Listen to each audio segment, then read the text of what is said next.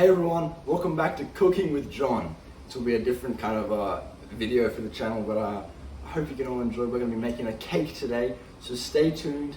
Maybe you can learn something along the way. Let's go.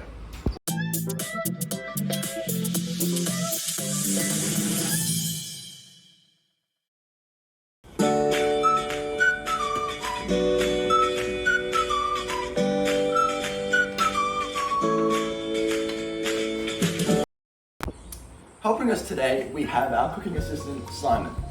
Hello everyone, I've been cooking for a bit now and I'm here to help John 53 out.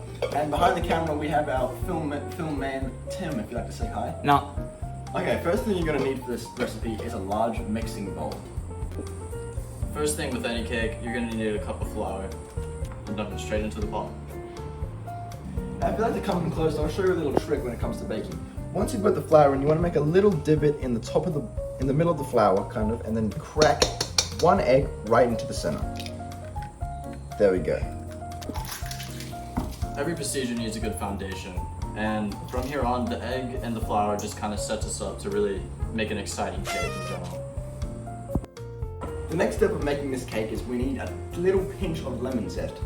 Unfortunately today we don't have a lemon, so we're going to have to resort, if you'd like to come in, to using the closest thing we have, which is some lemon pepper tuna, which might even complement the cake in offering some newer flavors. So if you've seen my original cooking show, you would know that there's this one ingredient that I love to put in every single one of my pastries or cakes or whatever. If you want to just come in for a second, you'll see that it's the birthday cake flavored yogurt. And this really just complements really well with All kinds of airing things, out really. how the cake is going to be fulfilled. John, if you'd like to add on to other things that this... Oh, my foot. So today we're actually making a mint choc kind of inspired cake. And for that we're going to need to add a bit of that green color to the cake to give it that kind of, stay with that vibe. So we're just going to add some green salsa into the mix, just plopping this on top.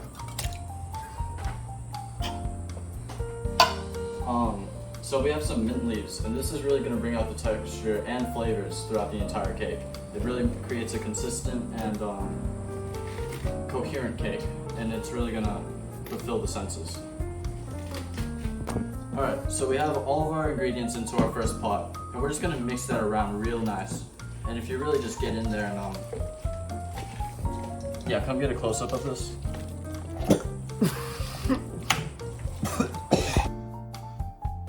So with that, we finished our flavor foundation for the cake. Now we're going to start adding onto it, giving it that extra fluffy element so we can put it straight into the oven and move on to making our icing.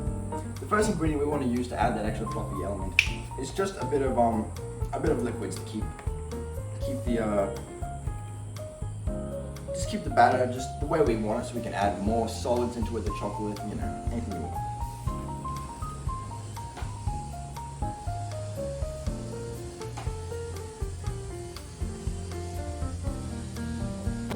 Okay guys, we found my lemon. It's we didn't have it before, but we have it now, and we're gonna make up for the lost lemon zest that we didn't have earlier by putting it in.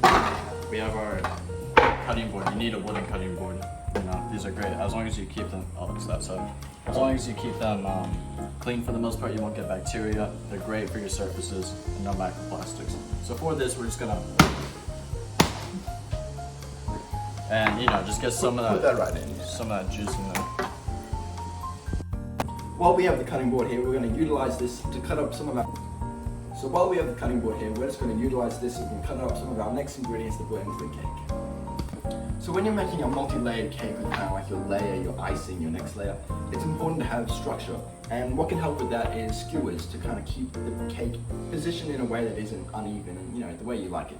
So we're just going to be using some chicken skewers to kind of, I can actually open it, to kind of keep that structure. We've managed to get it open, so we're just going to put a couple of these skewers kind of into the batter to keep it kind of upright when it goes into the oven. Should be plain. We've got the foundation set up, now we're just going to start building the cake so we can go right into the oven. I'm going to add some hummus, so this will kind of give that kind of strong base, so when it bakes, we can make it real nice. Simon, you want to put in the next ingredient? Yeah, so we have some of these sleep tablets, but these actually, people don't know, but they're actually made out of cocoa. And if you want to take a look, you can see the rich color of this chocolate, and it really adds a lot. So we're just gonna For that chocolate flavor, let's put some of these sleep tablets in. Yeah, because people don't. We're just gonna sprinkle some. So this is actually our cake batter completed. If you'd like to take a look. So far, it smells like this. We're going to put this into the oven at a heat of 180 degrees Celsius, and we're going to let that cook for around 40 minutes with a timer. While that's cooking, we're going to start making the icing, so when it's all done, we can start making our final cake. So the next part of this cake that we're going to be making is the icing. This is the final part. The first ingredient we want to use is the rest of the hummus. Put it right into the bowl. Do we have something we can use to get that out?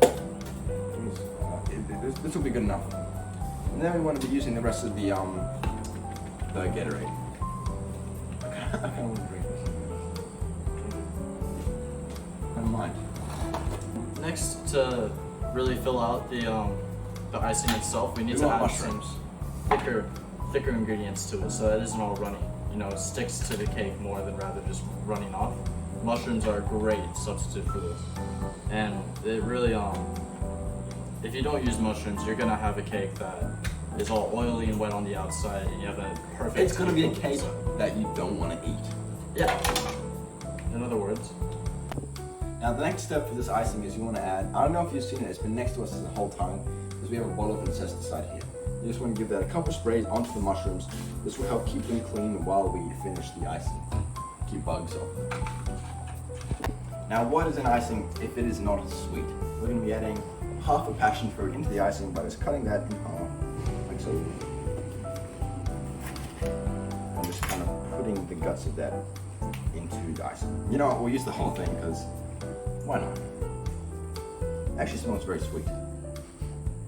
So, fitting with the theme of the green cake, we need obviously green frosting to go with it. Nothing better than, yet again, the green salsa tomatillo sauce. We're just gonna sprinkle a bit of that on there. You don't need much, it's just mainly to dye it all, and it gives it just like a little hint of lime. Now, not a very well-known fact, but a little bit of ginger in your icing can help really bring out those bold flavors. So we don't have any ginger, so we're just gonna be using some pickled ginger from the sushi shop, just to add a bit of that flavor.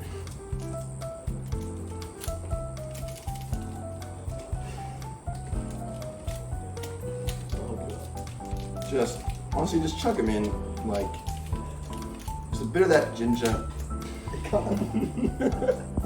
Next, some vanilla extract.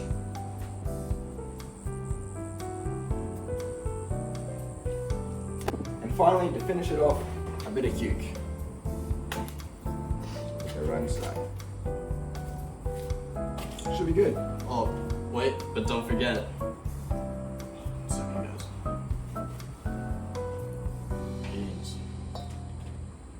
And right here we have the icing. Just want to add a bit of water to that and mix it around.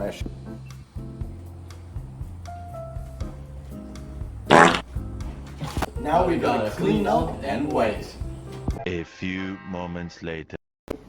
We waited 40 minutes for the cake to finish cooking. We've iced it, and I think we're finally ready to reveal our finished product. Simon? Would you look at that? Here we go. What do you know? Just trust the process. And right now we have a perfect chocolate mint Lamington inspired cake. Simon? Would you like to do the first cut or shall I? I'd like to do the first cut. Yeah, if it's okay.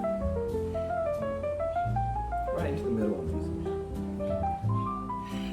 No, into the like this, like that. Yeah. I'll do it. You're an idiot.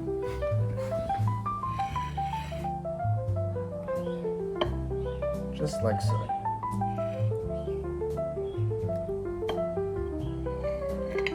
Should we grab a small plate?